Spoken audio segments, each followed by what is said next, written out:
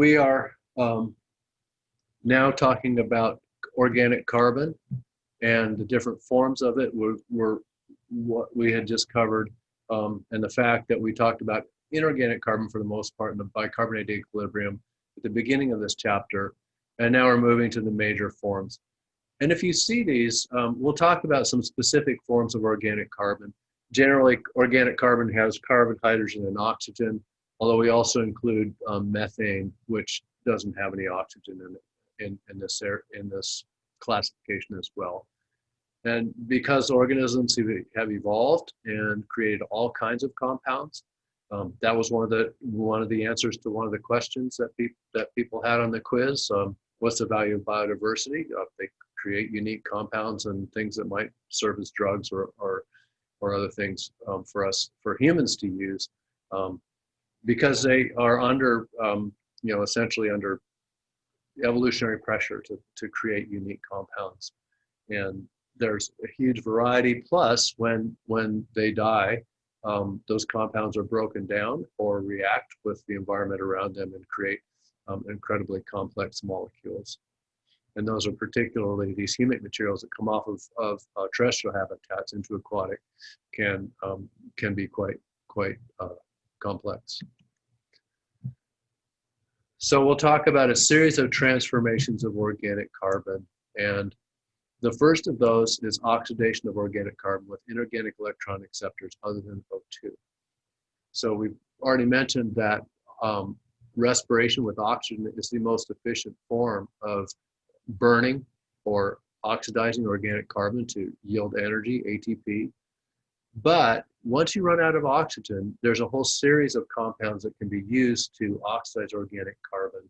And as you go down in redox, essentially, as they get closer and closer to the oxidation reduction potential of the organic carbon, they will yield less potential energy for each one of those. And it gives us an order that's dependent upon the redox.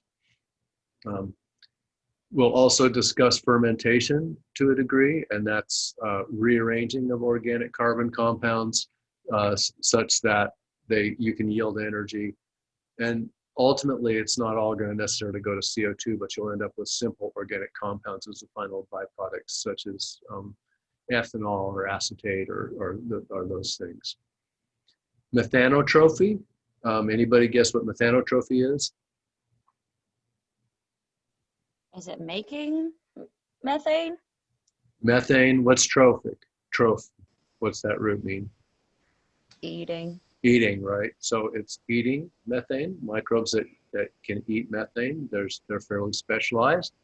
So if methanotrophy is eating methane, what is methanogenesis? Making it. Right, there's a genesis. Good, so making methane and eating methane. We'll talk about different forms of autotrophy. There's photoautotrophy with oxygenic and anoxygenic photosynthesis, and there's chemoautotrophy, which uses chemical energy, and then respiration with oxygen, which we've already talked about.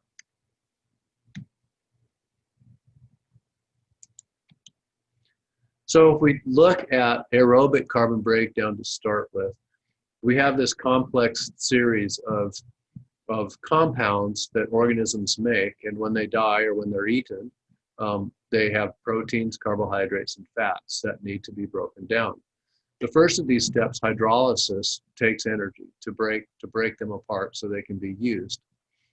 Organisms can then break, say, proteins into amino acids, which they can either use directly, or they can continue to break down further into their other compounds.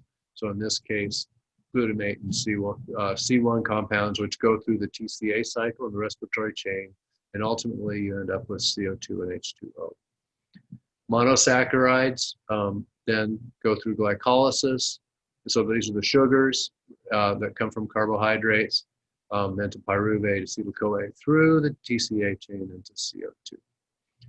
Fats go to glycerol, which then can be converted to pyruvate, and fatty acids, which can go into acetyl-CoA and the TCA chain. So one of the take-home messages here is that the first step requires energy, but after that, we start generating energy. The second take home is many of these carbon breakdowns sort of stop here if organisms are taking them to assimilate them rather than use them for respiration, right?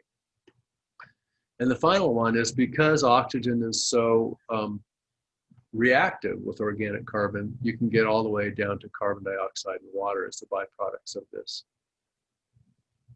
If you look in the book at the equations for respiration and photosynthesis, typically what will happen if you look at these equations is that people will basically put the chemical formulas in for glucose, and then they'll balance the equation. So they'll have the number of carbons and everything balancing from left to right of the equation. However, the reality is when organisms break down organic carbon, it's not all necessarily in the same form. So we can get a whole variety of different stoichiometries of breakdown of organic carbon. Likewise, with the photosynthesis reaction, you could have it stoichiometric going to glucose, but the fact is organisms are building up all these different compounds. So lipids don't have much oxygen in them at all, right? So there's a lot of carbon and hydrogen, but not much oxygen, whereas proteins and carbohydrates have more. So that's why I put a general format up in there instead of having a explicitly chemically balanced reaction for those of you who maybe noticed it was different from what you saw in some of your other courses.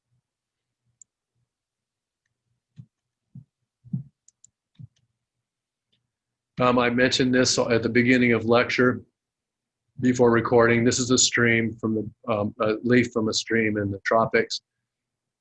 And you can see it's fallen in, and then all the parts between the ribs of the leaves, the structural material, have been broken down by microbes and maybe by invertebrates that are chewing on them a little bit. There's maybe a little bit left. There's some mosses behind that. But this shows the structure of the leaf and how it's made of differentially breakdownable parts. And then this goes back to the oxygen lecture with spatial distribution of oxygen, where I had a student that put oxygen microelectrodes down in a multi-square millimeter area of leaf. And when they were on these ribs, the metabolic rate wasn't very high, so the oxygen demand was low and oxygen was relatively high. When they were in the parts, this one's broken down further, but when they're in the fleshy parts of the leaf, respiration was higher and it was actually anoxic inside the leaf as it broken down. This one's a little further along than that. Okay, so here's all the anaerobic carbon breakdown transformations. And as I promised you, we would talk about redox as an organizing factor in environments. And while oxygen is the sort of master variable in the sense that controls what reactions occur in a big sense, oftentimes, once oxygen disappears from environments, once they go anoxic, the redox can still change. And so that is going to give us an order that organisms can use organic carbon and what they use to oxidize it. So on the top, we have monomers. This right here is that figure that I just showed you, where aerobic fungi and bacteria ultimately break everything down to H2O and CO2. And that's when there's oxygen present. When oxygen disappears, then you can start using other inorganic compounds that are oxidized to oxidize reduced carbon. And the first of these, and maybe the most important one, are the denitrifying bacteria. So they combine nitrate with organic carbon. They give off nitrogen gas, so this will be loss of the gas. It's important in the global nitrogen cycles. And that is then nitrate has a higher redox, lower, not quite as electron loving as oxygen, but more electron loving than manganese iron, reduced oxidized iron or sulfate. And so then you'll get these, you'll get this one going first until all the nitrate's used up, and then organisms will start using up the manganese. And then also when the nitrate gets used up, that drops the redox down further, right? Because you've taken one more oxidized compound out of the general environment, so that general environment becomes a little bit more more negative in redox, a little bit more electrons available. manganese, then iron-reducing bacteria, and so we talked about oxidized versus reduced iron. And this is an example we have using iron as we can see in some hot springs and things like that we'll see this taking over. And then sulfate, using sulfate up, and then after the sulfate gets used up, that's the last one of these oxidations of organic carbon. Then you can actually go to methanogenesis, because you flip things. If you notice, carbon dioxide has some oxygen in it, right? It's somewhat oxidized.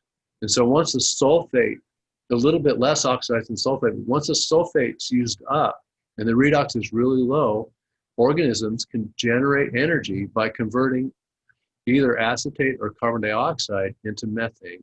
And this is where methanogenesis comes in. Okay, so you need to have extraordinarily low redox to get to methanogenesis.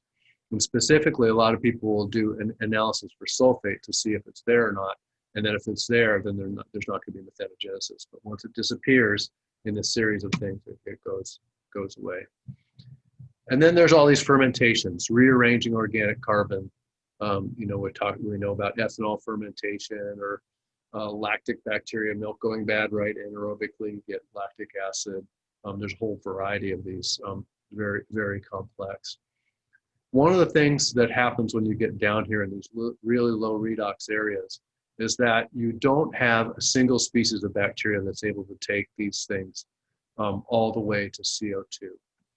And you basically need to have a group of bacteria that can combine hydrogen and CO2, or hydrogen and acetate, and they feed off each other, and they're syntrophic essentially. So you need multiple species of bacteria, and eventually all of it will come off as either CO2 or methane. You can think about this redox profile here as a function of depth. Now this might be sediment, right? And so then this might be happening over millimeters or centimeters in the sediment as organic carbon falls down and is oxidized. Or it could be a lake, right? So where would this be in a eutrophic lake? Where the oxygen disappears below that level, what would we call that in terms of the layers of the lake? Is it the metalimnion? Right, exactly. So in a eutrophic lake, you have production in the surface waters that then falls down into the hypolimnion.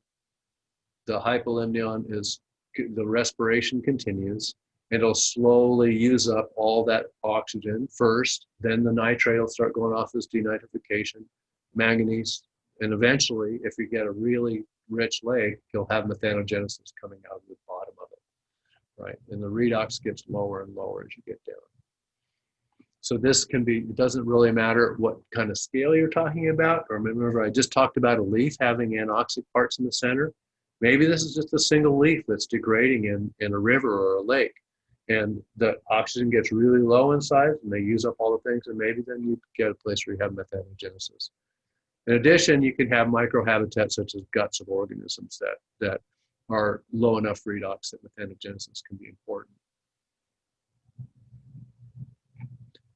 We'll come back to this. This is really complex. I'm throwing a ton at you right now, but I like this figure because it puts all the chemistry sort of together in one big picture. So we're going to come back to it, and we're going to go through denitrification. We're going to go through iron reduction. We're going to go through sulfate reduction. We're going to go through all these different things again, and then I'll come back to it and try to tie all the cycles together, because we can think of these when I present these cycles. I talk about the carbon cycle or the nitrogen cycle or the sulfur cycle, but the reality is that they're all happening at the same time, right? And so that's another point I'm trying to make here. This is important. This is how the world works. Most people don't know that, but that's biogeochemistry, is how the world works. It's tied up intimately with things like the greenhouse effect, and global cycling of materials.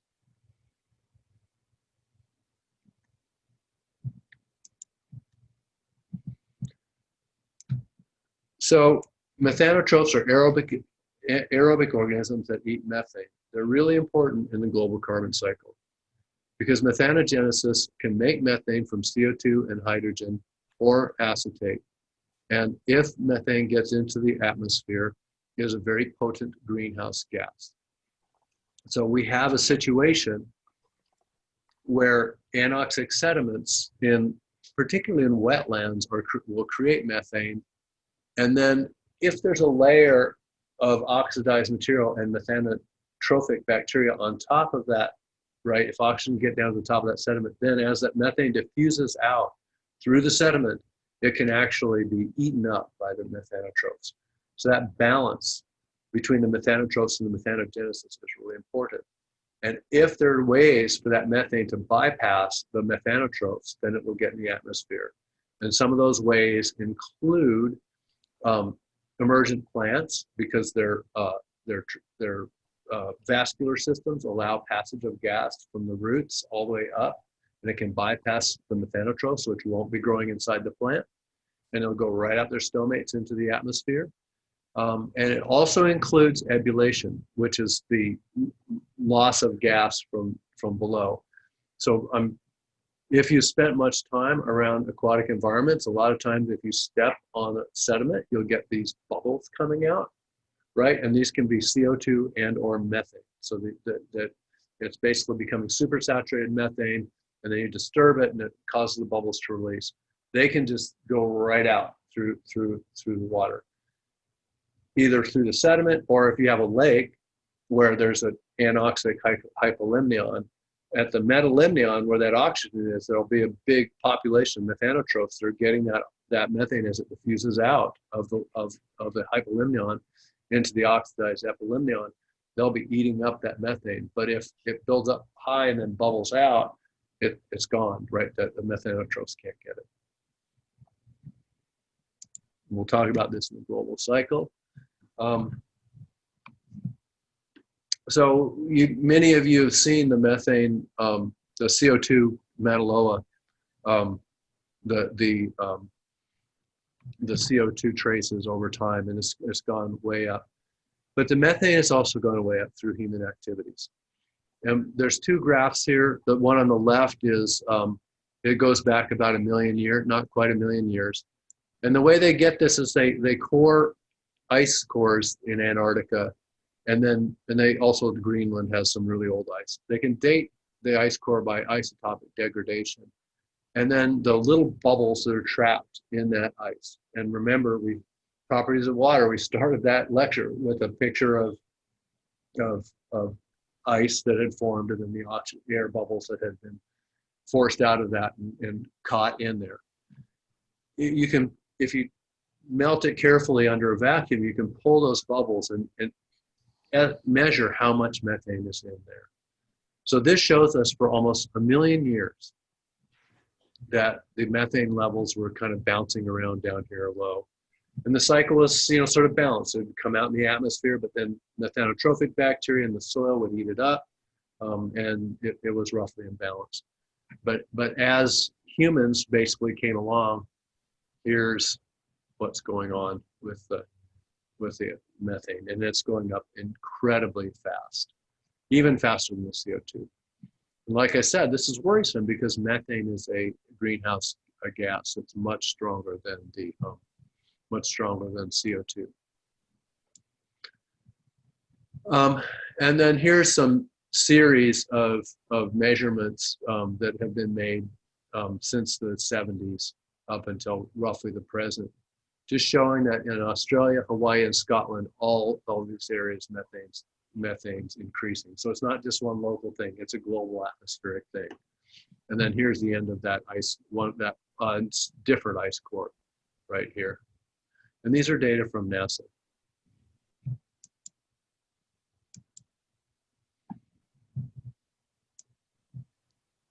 And one of the things that they found out is that there's been a huge increase in methane recently, a big jump up. So look, it was coming up and then it kind of leveled out, but then it jumped all of a sudden. And they're linking it to increased agricultural growth in Asia, specifically rice culture, because rice is grown in wetlands, and wetlands have anoxic sediments, and the rice is forming a conduit for the methane to come out through the stomates. Right. In addition to that, the U.S. fracking boom is really important because as they frack and pull up that oil, there's also methane gas that's released, and the producers are supposed to trap that. Maybe some of you, if you travel out in eastern Kansas, you'll see some of these oil facilities that are actually have big flames going off of them at night, and that's actually burning off methane, trying to burn it so it turns into CO2, which isn't as greenhouse gassy as methane. I mean, methane's a very usable gas. Methane's a very usable gas. That is, it's natural gas, and so a lot of our heaters and such in our furnaces and such in our homes or stoves use it. Emma asked the question, why does the figure here switch to Australia, Hawaii, Scotland? And that's because people weren't going out and measuring methane in the environment very much, right? So we can take the ice core up into fairly recently, but then the last 20 or 30 years, people started measuring methane in the atmosphere. So it switches over to what the true values are in different parts of the world. So we can compare that to the trend that's in the ice up in times when they weren't being measured. In the Antarctic is, when you're sampling this ice, that very surface layer is a little bit difficult to get and to compress. It compresses over time, and so you need a little bit of time. It's sort of averaging. We had almost 1 million years, right? Well, that was all compressed into ice. You're not going to have an easy time seeing like the last 50 years with high spatial temporal resolution. Unfortunately, the current administration has relaxed regulations on how much methane can be released from fracking. Hopefully that will be reversed.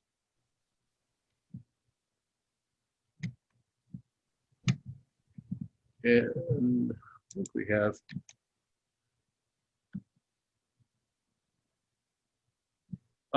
Yeah, so here's the global methane flux in teragram. That's a lot of grams per year. And the natural sources are in red, anthropogenic sources are in blue, and then these purple over here are the sinks where it ends up. So we see that natural wetlands and lakes and rivers are really important. In particular, natural wetlands are one of the major sources of methane in the world. However, ruminants also produce methane. And wildfires, termites also have methanogens in their guts. Geological, there's a little bit of methane coming out of gas from volcanoes and such like that, and permafrost. Agricultural waste, agriculture and waste. Now this includes landfills are really important sources of methane, and that's maybe see a filled over landfill, and then they'll have a pipe on the top of it. They're seeing if methane's coming off there, and they've got to either vent it out or get rid of it somehow, because sometimes these things will explode if they don't have it. But ruminants, cattle, sheep, camels, a lot of domestic ruminants create methane as well. So if you're worried about cattle creating methane, you should switch over. But you still want to eat meat, you should switch over to poultry or pork. They don't have ruminant. They're not ruminants. Biomass burning, fossil fuels. So here's the fracking that's coming off right here. This agriculture also includes rice culture. So I mentioned that the soils were eating up methane, right? So they're methanotrophic bacteria are eating it up. But there's a balance. There's more gain now than loss, because these things all these together have upset the balance. This is where it's made up for, in this atmospheric loss, that stuff that's going, that increase in the atmosphere, that's where all the methane balances out. All right. So wetlands are globally important in the carbon cycle. Even though they're relatively small coverage on the total landscape, They're globally important. One of the other real concerns with this is the idea of runaway greenhouse gas. And the reason for that is that the permafrost in the Arctic area is melting. And so there's been a lot of organic carbon that's built up in that permafrost, but as it becomes available, there are more wetlands have more carbon available, and it's anoxic, and we'll get more methane production. That'll cycle back, it'll increase global warming, and that's what one of the worries about the runaway greenhouse effect.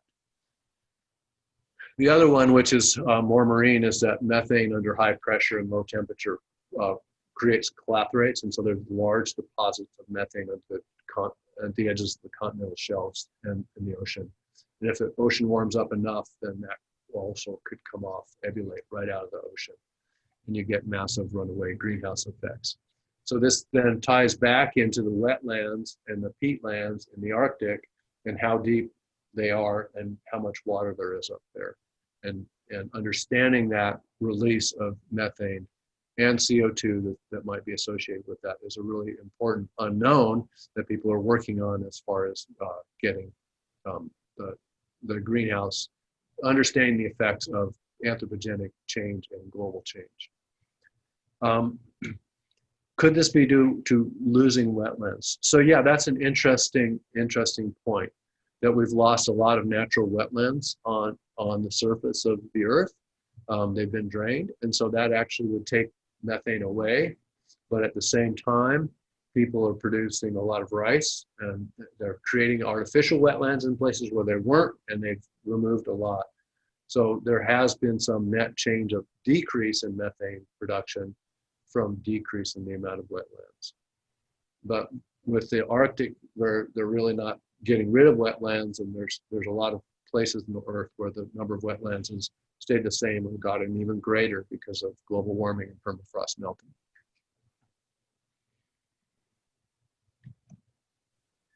Okay, so this takes us to a general introduction of nutrient cycle and the carbon cycle, and a general method for diagramming nutrient cycles, and then we'll put the carbon cycle on top of that.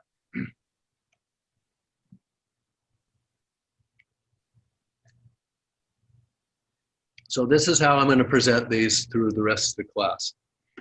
We have oxic processes, lots of oxygen around, anoxic processes.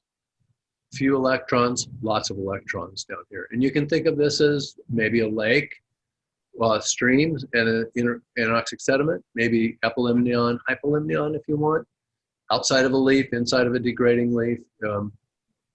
This boundary between oxic and anoxic is important. And this is why I spent time trying to describe to you how redox works, because this is going to help us understand and put these in an organized fashion. I always put the organic compounds over here. They could have varying redox, but that won't be something that we'll worry about much. And the inorganic compounds then go along the middle here. And the oxidized ones are on the right-hand side of the figure. The reduced ones are in the middle of the figure. And the actual oxidation state of the compound will be listed down here. Several parameters always happen with all the nutrients, whether this is carbon, nitrogen, sulfur, is organisms recycle them within them. So we use amino acids to get our nitrogen component, lipids to get partially to get our phosphorus component. We can't just take phosphate out of the environment, right? But a lot of organisms can take ammonia or phosphate or carbon dioxide out of the environment. So assimilation goes this way. In general, reduced compounds are the ones that are assimilated. So this includes ammonium versus nitrate, sulfide versus sulfate. That's the form that it has to be taken up in.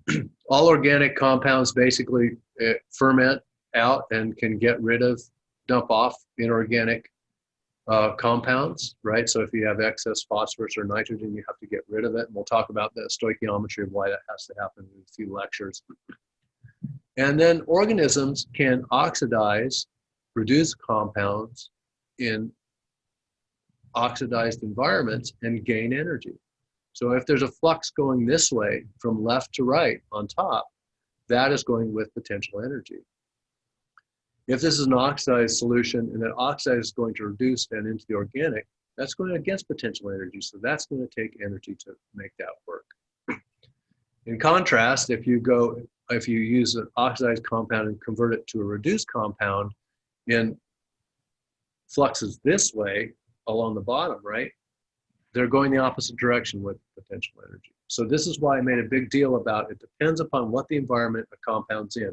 An oxidized compound in a reducing environment, generally reducing water solution if you want, has potential energy and it wants to be like the rest of the compound, right? So if an organism can convert it, then it's going to have potential energy. If it needs to convert a reduced compound to an oxidized compound, then it's going to take energy, right? And an oxidized environment. In a reduced environment, it flips. So with potential energy is going this way on top, and with potential energy is going this way from right to left on the bottom. So this will make more sense as we go through the nutrient cycles and have specific examples. The carbon cycle we'll start with, and there's a few examples that don't necessarily fit here, but some do. Most of them do. There's some things we have to throw in there. So we have inorganic carbon on the right.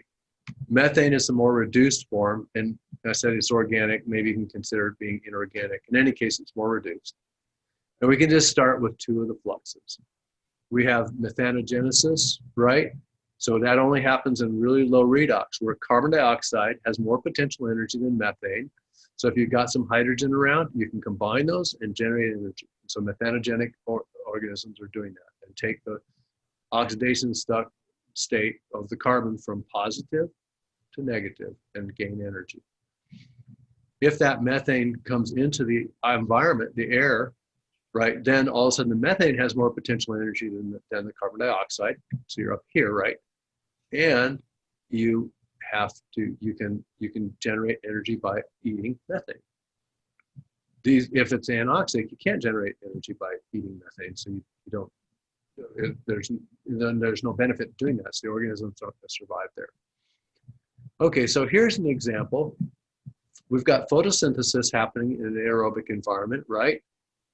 So CO2 going to organic carbon, or maybe chemoautotrophy. Is this going with or against potential energy?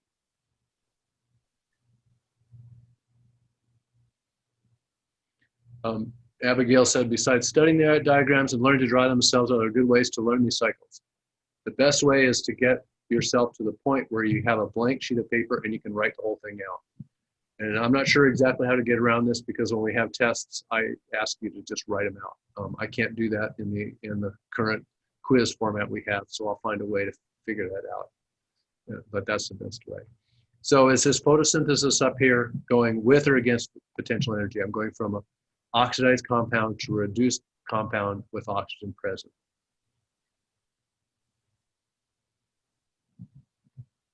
Anybody else want to guess?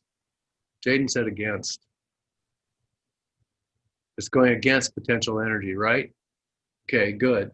So how did they make it work against potential energy? What do they use? Energy from the sun. Or chemicals, right? They're autotrophs, so they need external energy to make those processes go.